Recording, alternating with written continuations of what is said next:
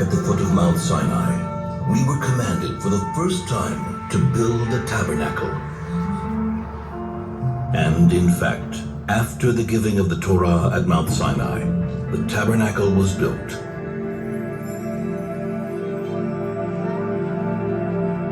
The tabernacle is a portable, temporary temple. But for 39 years, it accompanied us in our wanderings through the desert, taken apart and reassembled again and again.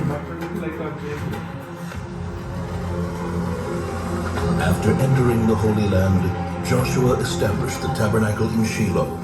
The Shiloh tabernacle is built of a stone foundation and wooden beams, and covered by layers of fabric, a combination symbolizing the transition from a temporary tabernacle to a more permanent one. Shiloh is to be the dwelling place of the Shekhinah, the divine presence, the holiest site for the Jewish people for 369 years.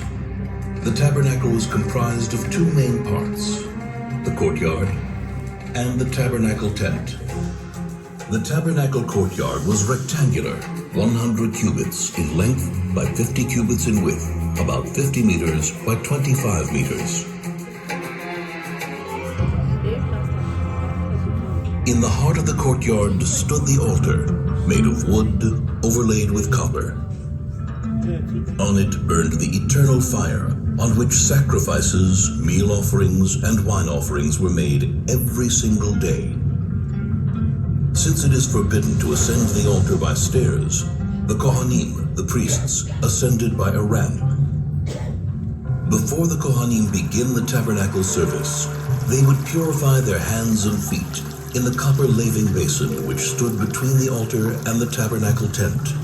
It is said that when the contributions for the tabernacle were collected in the desert, all the women donated their copper mirrors from which the laving basin was made. First thing in the morning, the Kohanim entered the tabernacle tent, the sanctuary, for the day's service.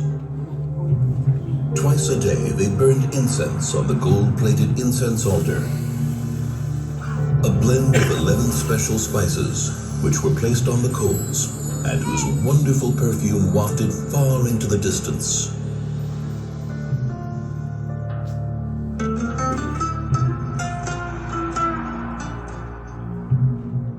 Once a week, 12 special loaves of bread were placed on the golden table, which stood at the north end of the sanctuary.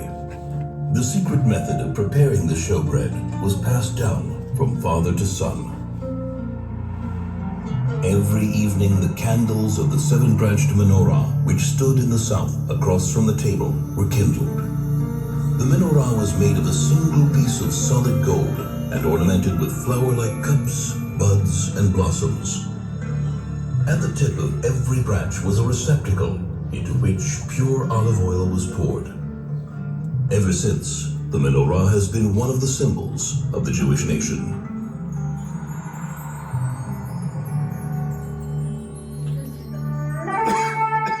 Only once a year, on Yom Kippur, the Kohen Gadol, the high priest, entered the Holy of Holies.